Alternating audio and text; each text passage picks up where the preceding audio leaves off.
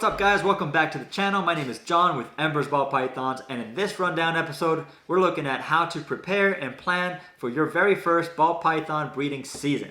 So we're going to take a glimpse into what we did in preparation for our very first season and kind of point out some key notes that we believe helped our season and our experience overall just go to that next level. So hopefully you can do the same with your experience and your ball python breeding season.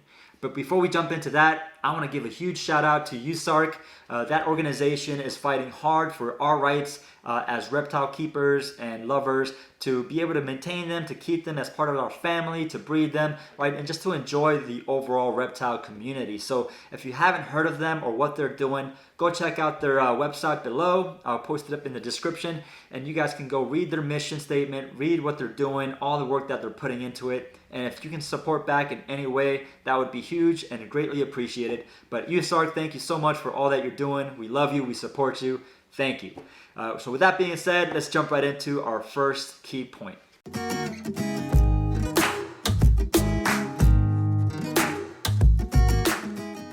All right, so the first key point that I want to point out, and I think was a huge part of our success in our first season, was to start with the end in mind.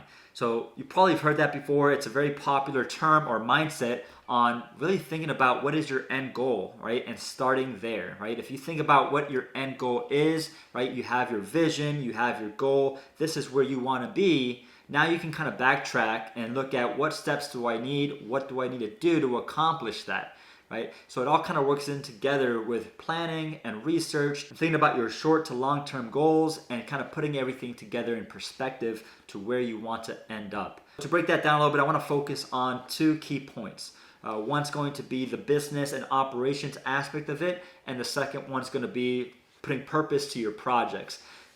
So starting with the business and operations aspect of it, when I thought about our first season and what we did to prepare for it, thinking about the end goal, we wanted to think about what do we want to have established in a year from now, right? 3 years from now, 5 years from now, 10 years from now, right? What do we want to look like as a business, as an operation, our workflow? You know, obviously our number one thing that came to mind was the health of our animals, right? So we want to make sure our animals were healthy, that they were thriving, that they were growing, that we had a good workflow, and that everything looked professional and clean and established.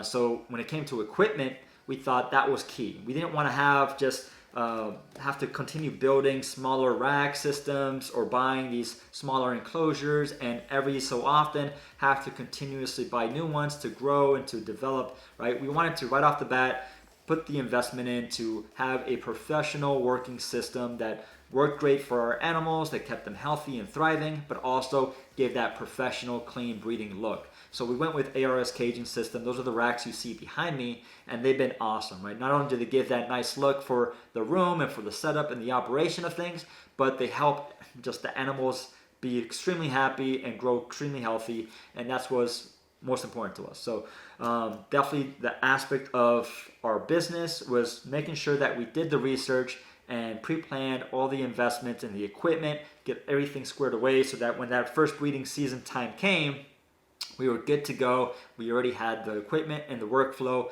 set up and working smoothly for us. So the second part to that would be to have purpose for your projects, right? Just like you want to think about the end goal with your business, your equipment, your workflow, your operations. What about your pairings, right? What are the genes and the morph that you want to work with, that you enjoy having in your collection? Is it a long-term goal that you want to create a project gene animal that it's going to take you some time? So what is it that you need to pair or in your collection to have the puzzle pieces to make that end goal project? So that's kind of the idea, the mindset that we established from very early on, so that we had a purpose for each pairing. We knew we had a direction to where we were going. We had a vision. We wanted to kind of have that end goal result. So to kind of backtrack on that and fill you in on how we did that, as an example, we really enjoyed the bamboo gene. We love bamboo. Obviously, if you've seen our other videos, you know how much we enjoy that. So we wanted to work with bamboo, and for sure wanted to plug into a recessive gene. And at the time, we knew that clown and pied were huge, and obviously they still are huge. They're awesome recessive traits to work with. But for some reason, something in our heart said, let's do something different. Everyone's jumping onto clown and pies, and they're just running after that 110%. I said, and when it comes to bamboo, I wanted to explore kind of a different realm. And then as I was doing my research and discovering different recessive traits, we ran into Ultramel. And wow, we were just blown away by what Ultramel was doing. It wasn't as common or popular at the time. It was something kind of new or just starting to grow its legs. And from what we can tell, it wasn't being worked with, or there wasn't as much of a demand for it at the time. So we saw that it had potential with what it could do with bamboo, but it was very unexplored territory. The only things that we could find out there that were relative to bamboo and Ultramel were just that, a bamboo Ultramel single gene combination. There was no other combinations in the mix. Wasn't any combo bamboo Ultramel stuff out there. So I said that's perfect, because that allows us to be unique and set apart in our own little way while we explore this bamboo Ultramel with different combinations.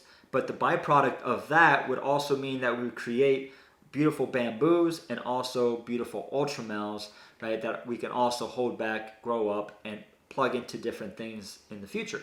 So it was a perfect kind of game plan for us. We thought our end goal for this was going to create new, maybe world's first combinations of bamboo Ultramel genes. And then the byproduct of that would be our Ultramels and our bamboos that we can also expand on.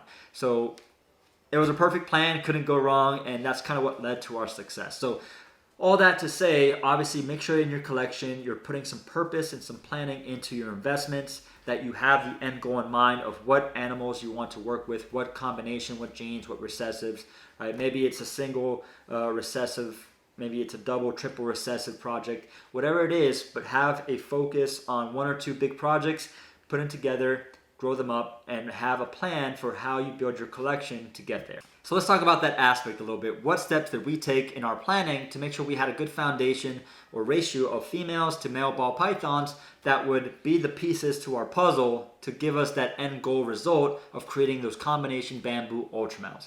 So we knew that we needed a good amount of females and at least one male or two that were going to give us that end result. And the females all had to make sense in the project itself. So we didn't have the investment potential to go into visual Ultramels right away. So we started looking for het Ultramel females. So we were pretty fortunate and blessed to find a good handful of female ball pythons that were within that range of size and age that we knew that they were going to have the potential or capability of going for us that very first season.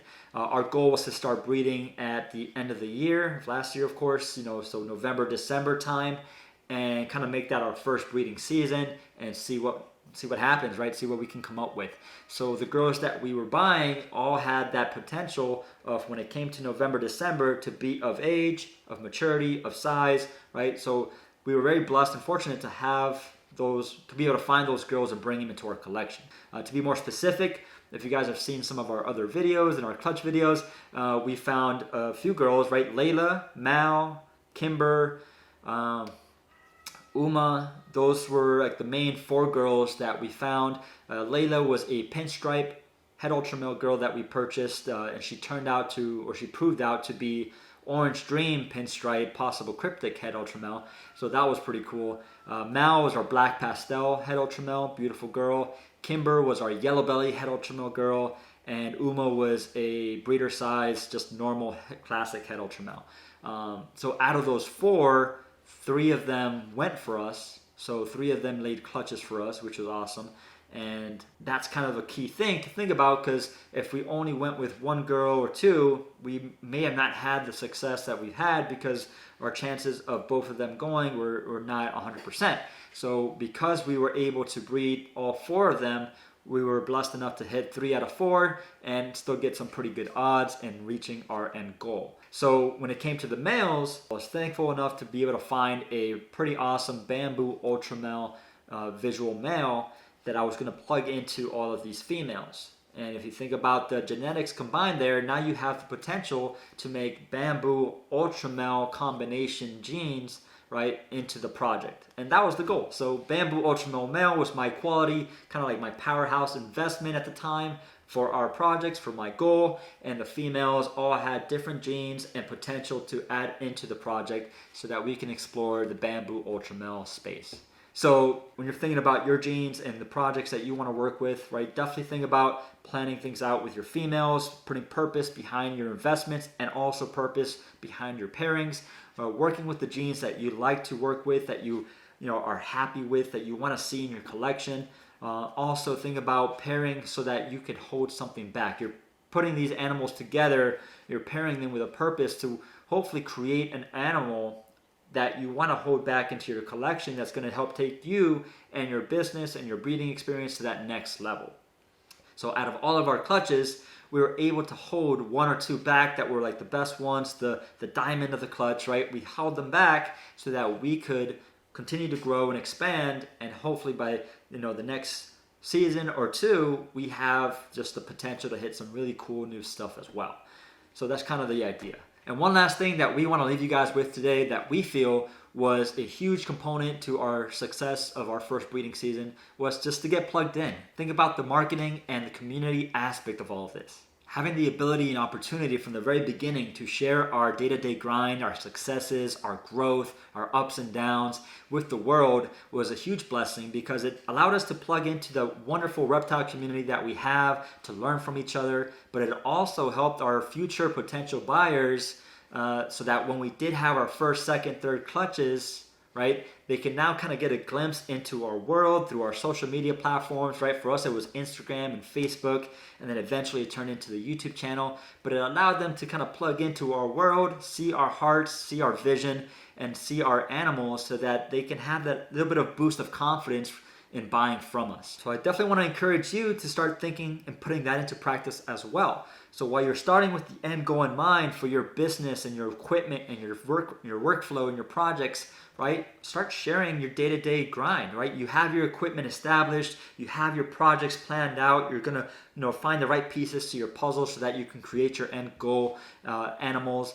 But it's going to take some time for them to develop, and while you're doing the day-to-day work and grind and enjoying the process, why not share it with the world? Be part of that community. Help people out, ask questions, learn from others, right? And share in the process so that in the end, you can have a lot of people that already know who you are, what you're about, and you have those potential buyers that are going to just feel a lot more comfortable in purchasing your animals when the time comes. Hopefully that helps, guys. Thank you so much for tuning in and just kind of getting a glimpse into our first breeding season and how we plan for it, and hopefully it can encourage or help you in planning your first or second or third breeding season. And I wish you guys the best. Until next time, guys, be safe, be blessed. We'll see you soon.